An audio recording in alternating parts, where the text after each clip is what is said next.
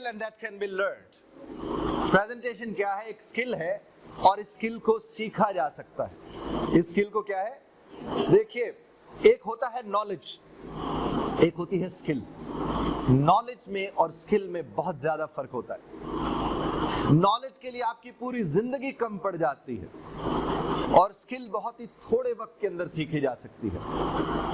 मैंने टीचर्स के लिए जिस तरह कोर्सेज बनाए हैं, तो टीचर्स के लिए मैंने 3 days speak English in 3 days का कोर्स बनाया, SCT spoken English for teachers.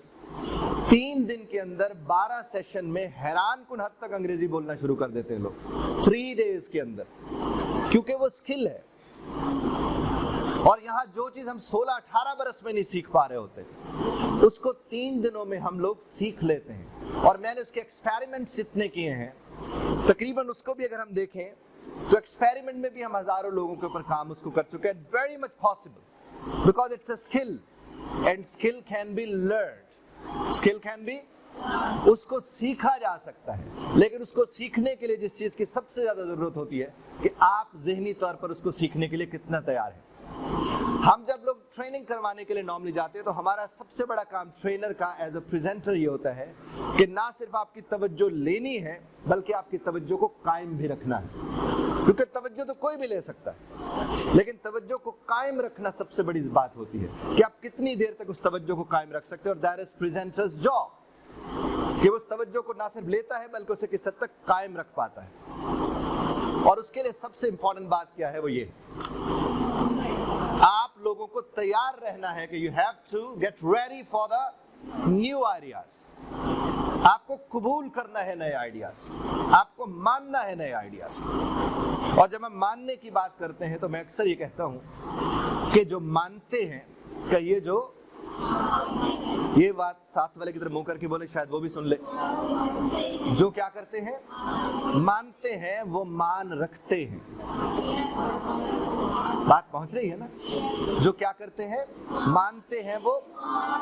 अच्छा, जो मान नहीं रखता वो मान नहीं रहा होता. ये बात हमेशा ज़हन में रखिएगा. आप एक्सेप्ट करते हैं तो आप एड्रेस करते हैं. अगर आप एक्सेप्ट ही नहीं करेंगे तो आप एड्रेस नहीं कर सकते. आप लोग अगर कम्युनिकेशन की इंपॉर्टेंस को समझते हुए भी नहीं समझते तो इसका मतलब ये नहीं कि आप कम्युनिकेट नहीं कर रहे. आप कम्युनिकेट तो तब भी कर रहे हो जी.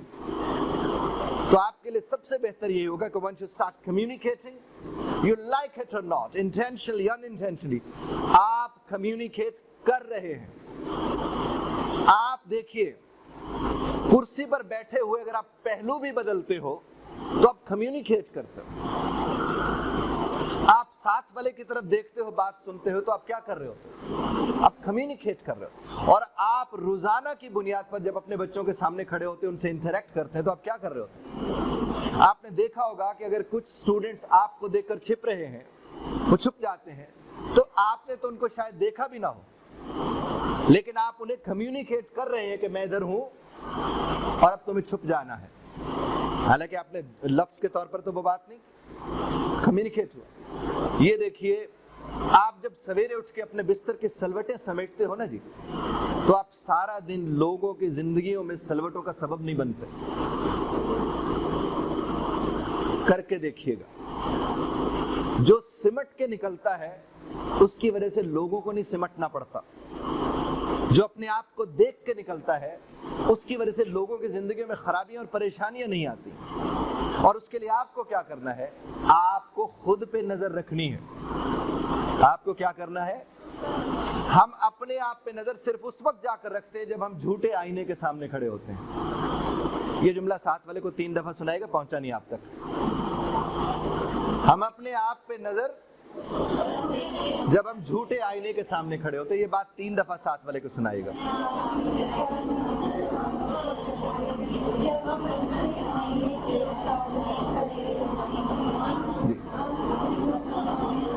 जी जनाब, आप जरा देखिएगा, आईने को झूठा मैं इसलिए कहता हूं क्योंकि आप उसे दायां हाथ दिखा के देखिए, है जी, और हम कितने खुश होते हैं. यानी इसका मतलब वो उलट दिखाता है ना. तो इसका मतलब तो ये भी बन सकता है कि अगर हम अच्छे दिख रहे हैं तो हम क्या दिख रहे हैं?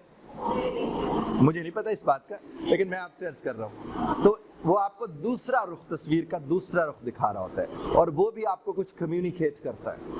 और आप देखें कि जब आप तैयार होकर बाहर निकलते तो आपका कॉन्फिडेंस होता है। और ऐसा अगर मसलन आप घर में बैठे हैं और अचानक वो वाली देवरानी आ गई या वो वाली ननंद आ गई जिसके सामने आपका ठीक दिखना बहुत जरूरी था, और आप उसी वक्त कमरे से निकले, तो आपको सबसे बड़ी टेंशन ये होती है कि मैं तैयार ही नहीं थी और वो आ गई, और वो जाकर जो बोलेगी मुझे पता है, एंड थिंग्स मूव ऑन। वो ननंद हो या कोई भी और ऐसा रिश्तेदार हो, भावज क्यों ना हो, अगर वो आ जाती है तो क्यों? आपका कॉन्फिडेंस लूज हो जाता है। आपकी शक्ल से वो वाकिफ होते हैं, आपको देख चुके हैं, तो उसके बावजूद भी, क्योंकि ये प्रेजेंटेशन है, ये क्या है? You like it or not, and like intentionally or unintentionally, you all do one thing, and that is called presentation.